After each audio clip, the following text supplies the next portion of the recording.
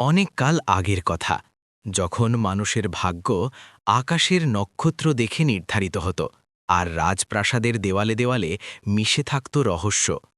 এক বিশাল এবং ঐশ্বর্যশালী রাজ্যে এক ন্যায়পরায়ণ রাজা বাস করতেন।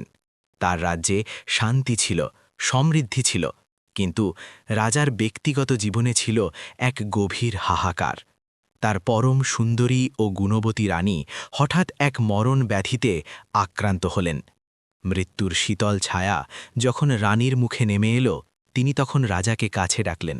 অত্যন্ত দুর্বল কণ্ঠে তিনি রাজার কাছ থেকে এক কঠিন ওয়াদা নিলেন। রানী বললেন, হে মহারাজ, আমার বিদায়ের পর আপনি যেন আর কখনো বিয়ে না করেন। আমার দুই পুত্র রউফ এবং বসন্ত যেন সৎ মায়ের চোখের বালি না হয়। রাজা কান্নায় ভেঙে পড়লেন এবং রানীর হাত ধরে কথা দিলেন। কিন্তু মানুষের নিয়তি বড়ই বিচিত্র। রানীর মৃত্যুর কিছুদিন পর রাজপ্রাসাদ নীরব হয়ে গেল, কিন্তু রাজ্যের প্রয়োজনে এবং ধূর্ত মন্ত্রীদের প্ররোচনায় রাজা তার দেওয়া সেই পবিত্র ওয়াদা ভেঙে ফেললেন। তিনি মনে করলেন সন্তানদের দেখাশোনা করার জন্য একজন মায়ের প্রয়োজন। রাজা দ্বিতীয় বিয়ে করলেন। নতুন রানী ছিলেন দেখতে অপার্থিব সুন্দরী, কিন্তু তার বুকের ভিতরে ছিল হিংসার বিষাক্ত সাপ। নিজের কোনো সন্তান না থাকায় তিনি রাউফ ও বসন্তকে মনে প্রাণে ঘৃণা করতেন। তিনি চাইলেন এই দুই রাজপুত্রকে রাজ্য থেকে চিরতরে সরিয়ে দিতে, যাতে সিংহাসনের উত্তরাধিকার নিয়ে তার কোনো ভয় না থাকে। রাজপ্রাসাদের অন্দরমহলে শুরু হলো এক ভয়ঙ্কর ষড়যন্ত্র। সৎমা রাজপুত্রদের খাবারে সামান্য করে বিষ মেশাতে লাগলেন। রাজাকে তাদের বিরুদ্ধে দিন রাত মিথ্যা কুমন্ত্রণা দিতে লাগলেন। রাজা ধীরে ধীরে তার সন্তানদের থেকে দূরে সরে যেতে লাগলেন। রাউফ এবং বসন্ত বুঝতে পারল এই প্রাসাদ আর তাদের আপন ঘর নেই। এখানে প্রতিটা নিঃশ্বাসে লুকিয়ে আছে বিপদ। অবশেষে এক অন্ধকার অমাবস্যার রাতে, যখন পুরো রাজ্য গভীর ঘুমে আচ্ছন্ন, দুই ভাই সিদ্ধান্ত নিল তারা এই মায়াহীন প্রাসাদ ছেড়ে অজানার উদ্দেশ্যে পাড়ি জমাবে। সম্বল বলতে ছিল শুধু দুটি তেজি ঘোড়া আর একে অপরের প্রতি অবিচ্ছেদ্য ভালোবাসা। তারা চলতে লাগল দিগন্তের পানে। পাহাড়, নদী আর গহীন জঙ্গল পেরিয়ে তারা পৌঁছাল এক রহস্যময় অরণ্যে। এই অরণ্য ছিল বড়ই অদ্ভুত। দিনের বেলাতেও সেখানে সূর্যের আলো পৌঁছাত না। চারদিকে শুধু বুনো পশুর হাহাকার আর বাতাসের শোঁ শোঁ শব্দ। ক্লান্তিতে দুই ভাইয়ের চোখ বুজে আসছিল। তারা এক বিশাল প্রাচীন বটগাছের নিচে আশ্রয় নিল। ঠিক সেই মুহূর্তে গাছের ডাল থেকে এক অলৌকিক শব্দ ভেসে এলো। তারা মুখ তুলে দেখল দুটি উজ্জ্বল রঙের মায়াবী পাখি সেখানে বসে আছে। সবচেয়ে অবাক করা বিষয় হল, পাখিগুলো একে অপরের সাথে কথা বলছিল মানুষের ভাষায়। পাখিগুলো এক ভয়ঙ্কর ভবিষ্যৎবাণী করল। বড় পাখিটি বলল, এই যে দুই ভাই নিচে ঘুমিয়ে আছে, এদের ভাগ্য বড়ই বিচিত্র। এদের একজন খুব শীঘ্রই রাজমুকুট পাবে, কিন্তু অন্যজনকে সহ্য করতে হবে অশেষ কষ্ট, অপমান, এমনকি মৃত্যুর বিভীষিকা। ছোট পাখিটি উত্তর দিল, কিন্তু মনে রেখো, যে ভাই সবচেয়ে বেশি কষ্ট পাবে, একদিন তার ধৈর্য আর সত্যবাদিতার মাধ্যমেই এই দুই ভাই আবার এক হবে এবং ন্যায়ের বিজয় হবে। এই কথা শুনে দুই ভাই ভয়ে শিউরে উঠল।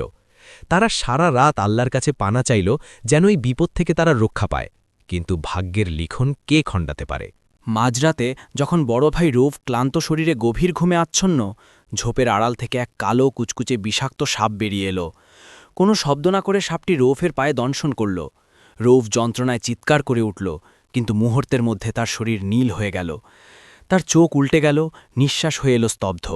সকালে যখন সূর্যের আলো পাতাল ভেদ করে নিচে নামল, বসন্ত ঘুম থেকে জেগে দেখল তার প্রাণের বড় ভাই নিথর হয়ে পড়ে আছে। বসন্তের বুক ফাটানো চিৎকারে বনের পশু পাখিরাও যেন থমকে গেল। সে ভাবল, পাখির কথা সত্য হয়েছে, রৌফ আর ইহজগতে নেই। দিশেহারা বসন্ত ভাইয়ের নিথর দেহকে সেই গাছের নিচেই ফেলে রেখে বনের গভীরে হাঁটতে শুরু করল। সে জানত না সে কোথায় যাচ্ছে, শুধু জানত তাকে বেঁচে থাকতে হবে। হাঁটতে হাঁটতে বসন্ত পৌঁছে গেল প্রতিবেশী এক রাজ্যে। সেখানে তখন এক উৎসবের আমেজ, কিন্তু উৎসবের পেছনে ছিল গভীর উদ্বেগ। সেই রাজ্যের রাজা নিঃসন্তান অবস্থায় মারা গেছেন। নিয়ম অনুযায়ী রাজহস্তি বা হাতি তার সুরে একটি রাজকীয় মালা নিয়ে পুরো শহর ঘুরবে। হাতিটি যার গলায় মালা পরাবে সেই হবে নতুন রাজা। বসন্ত ক্ষুধার্ত আর ধুলোমাখা অবস্থায় ভিড়ের এক কোণে দাঁড়িয়েছিল। হঠাৎ সেই বিশাল হাতিটি ধীর পায়ে বসন্তের সামনে এসে দাঁড়াল। হাজার হাজার মানুষের চোখের সামনে হাতিটি বসন্তের গলায় সেই পবিত্র মালা পরিয়ে দিল। জয়ধ্বনিতে আকাশ ফেটে পড়ল। বসন্ত হয়ে গেল সেই বিশাল রাজ্যের নতুন রাজা। কিন্তু সিংহাসনে বসেও বসন্তের চোখে জল।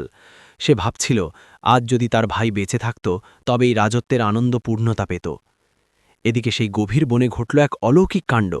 একদল আধ্যাত্মিক চিকিৎসক বা হেকিম সেই পথ দিয়ে যাচ্ছিলেন। তারা রৌফের দেহ দেখে থমকে দাঁড়ালেন। প্রধান হেকিম বললেন, এই যুবকের শরীরে এখনও প্রাণের স্পন্দন আছে। তারা পাহাড় থেকে দুর্লভ লতাপাতা সংগ্রহ করে রৌফের চিকিৎসা শুরু করলেন। ঘণ্টার পর ঘণ্টা নিরলস চেষ্টার পর রৌফ হঠাৎ দীর্ঘশ্বাস ফেলে চোখ মেলে তাকালো। সে জীবন ফিরে পেল। কিন্তু সে দেখল চারপাশ শূন্য। তার প্রিয় ভাই বসন্ত নেই। সে ভাবল বসন্ত হয়তো তাকে মৃত ভেবে ভয়ে একা ফেলে চলে গেছে। এক বুক কষ্ট আর একাকিত্ব নিয়ে রৌফ বনকেকে লোকালয়ের দিকে হাঁটা শুরু করল।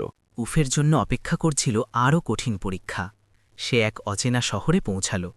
সেখানে এক ধূর্ত পাহারাদার তাকে দেখে সন্দেহ করল। রৌফের কাছে থাকা রাজকীয় আংটি দেখে পাহারাদারের মনে লোভ জন্মাল। সে রৌফকে চোর অপবাদ দিয়ে কারাগারে পাঠাল এবং তার সমস্ত কিছু কেড়ে নিল। কারাগার থেকে মুক্তি পাওয়ার পর রৌফ এক সরাইখানায় কাজ নিল। সেখানে এক কুটিল বণিক তাকে দয়া দেখানোর ভান করে নিজের দাসে পরিণত করল। বণিকটি ছিল অত্যন্ত পাষাণ। সে রৌফকে দিয়ে অমানুষিক খাটুনি খাটাত এবং ঠিকমতো খাবার দিত না। রৌফ নীরবে সব সহ্য করত এবং আল্লাহর ওপর ভরসা রাখত। একদিন সেই বণিক তার দোকানের বিশাল এক চুরির ঘটনা রৌফের ওপর চাপিয়ে দিল। রৌফকে আবার হাত পা বেঁধে বিচারের জন্য নিয়ে যাওয়া হলো ওই রাজ্যের সর্বোচ্চ আদালতে। ভাগ্যের কি নির্মম পরিহাস! সেই আদালতের সিংহাসনে বসেছিলেন স্বয়ং রাজা বসন্ত।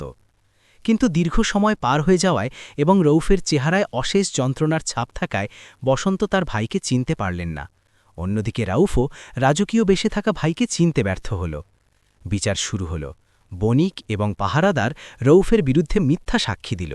বসন্ত যখন রৌফকে মৃত্যুদণ্ড দিতে যাবেন তখন রৌফ বিনীতভাবে বলল, হে মহারাজ, আমি চোর নই।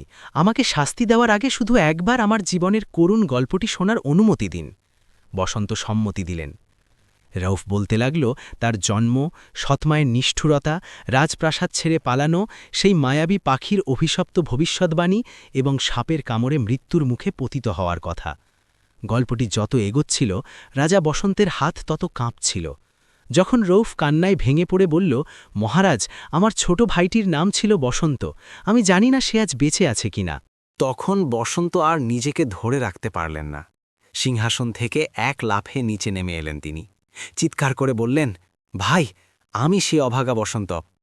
দুই ভাই একে অপরকে জড়িয়ে ধরে অঝরে কাঁদতে লাগলেন। আদালতের পুরো পরিবেশ নিস্তব্ধ হয়ে গেল। মুহূর্তেই সেই ধূর্ত পাহারাদার আর নিষ্ঠুর বণিকের চেহারা ফ্যাকাশে হয়ে গেল।